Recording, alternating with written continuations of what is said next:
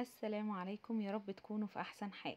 النهارده هقدم لكم فيديو مهم جدا جدا جدا، وهو ازاي الرز يطلع معاكي مفلفل بالشكل ده وما يعجنش وما يبوظش في 3 تكات بس. وصدقيني بعدها مش هتشيلي هم الرز تاني خالص. ايه هما ال3 تكات؟ هقولهم وهنعرفهم بالتفصيل مع بعض في الفيديو. درجة قرمشة الرز بتاعتك قد ايه، اما تقرمشي وانتي بتقرمشي الرز عين البوتاجاز تبقى مفتوحة عليه قد ايه وعلى انهي عين، وكمية الشوربة اللي بتسقي بيها الرز قد ايه. ال3 تكات دول صدقوني هيفرقوا معاكم جدا جدا جدا، وهنشوف مع بعض التفاصيل. متنسوش في البداية لايك للفيديو واشتراك في القناة، وتعلقولي الرز معاكم ظبط بعد قد ايه من التجارب. دلوقتي هعمل كوباية رز. تمام، جبت كوباية الرز وهحطها في المصفى بتاعة الرز اللي بنغسل فيها الرز. دلوقتي بقى هحطها على الحوض وهنقيها اغسلها كويس جدا لحد ما المية عندك تبقى رايقة تماما كده. انا غسلت الرز اهو مع حضراتكم، لازم المية بتاعته تبقى صافية ورايقة خالص. دلوقتي هجيب حلة على النار، هحط فيها نص مغرفة سمنة. يعني لو هتعايري بالمعلقة العادية ممكن معلقتين ونص 3 سمنة، وبتحطي شوية زيت برضو بيخلوا الرز معاكي مفلفل. انا ازازة الزيت عندي كانت في اخرها فكنت بحط الباقي فيها بس. هعاير بقى الشعرية كوباية ونص. انا بحب الشعرية تبقى اكتر من الرز، بتدي طعم وشكل احسن بكتير جدا. يبقى انا دلوقتي اما غسلنا الرز كانت كوباية واحدة، الشعرية دلوقتي حطها كوباية ونص. تمام، هفضل اقلب ايدك بقى في الشعرية دايما عشان الشعرية تتلسع بسهولة. معلومة مهمة جدا جدا جدا برضو عشان الرز يعني ينجح معاكي، بلاش الرز يتعمل في الحلل الصاج، الحلل اللي بتلسع الحاجة.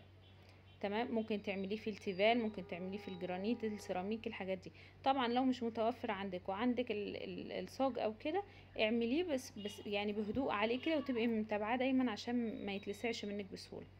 كده هوريكم مراحل تقليب الشعرية وامتى هقف واحط خلاص الرز.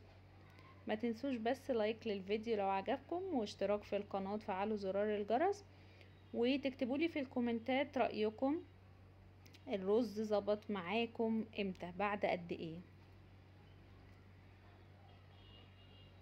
كده لسه ما ظبطتش معايا لان في لون فيها فاتح ولون غامق، احنا هنفضل نقلب لحد ما ناخد اللون الغامق كله.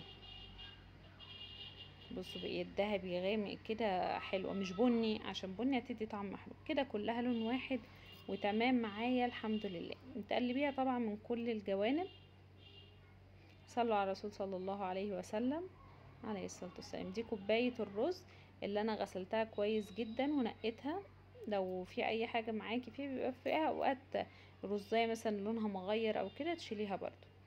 بقلب بقى دلوقتي انا مولعة عين البوتاجاز، ومن اول ما بدأت حطاه على عين البوتاجاز الصغيرة اصغر عين، ومولعة لحد النص، مخليها على نص، على النص بتاع يعني نص العين، نص درجة الحرارة.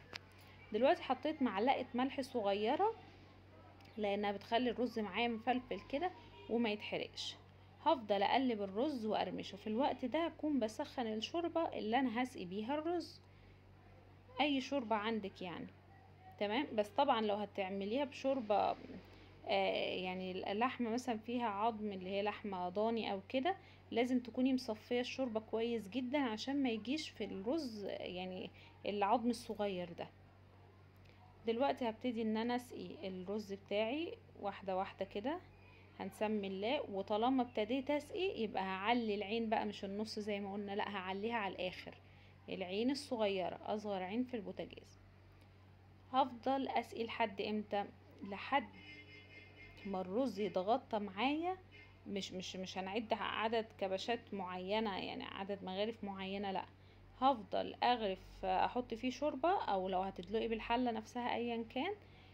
يعني مقدار الشوربة الزيادة عن الرز مقدار عقلة الصباع، يبقى الرز متغطي بمقدار عقلة الصباع. شوفيها بعينك كده، اكيد مش هتحطي صباعك في الحلة عشان ما تتلسعيش طبعا، لا هو بالنظر كده تبقى الشوربة زايدة عن الرز مقدار عقلة الصباع كده.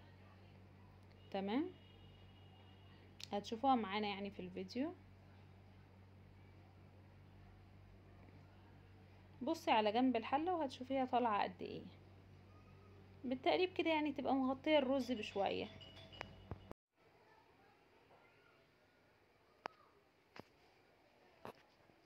هفضل اقلب في الرز شوية صغيرين جدا، وبعد كده هاخد شوية شوربة منه ادوق الملح بتاعي مظبوط ولا محتاجة ازوده، وبعد كده هغطيه على النار العالية زي ما قلنا واسيبه يتشرب.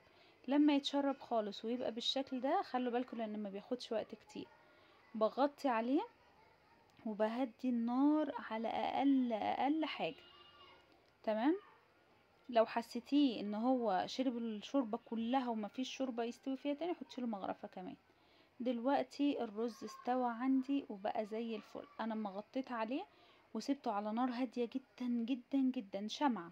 سيبيه بقى ياخد راحته، وبعد شوية ابقي تعالي يعني بعد 10 دقايق كده قلبيه ودوقيه، لقيتيه استوى تمام، ما لقيتيهوش استوى سيبيه.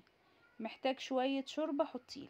كده الرز بقى زي الفل، وبألف هنا وشفا. ولو عندكم اي سؤال بخصوص الرز او اي معلومة حابين تضيفوها، حطوها في الكومنتات وهرد عليكم بإذن الله. ما تنسوش بس لايك للفيديو واشتراك في القناة.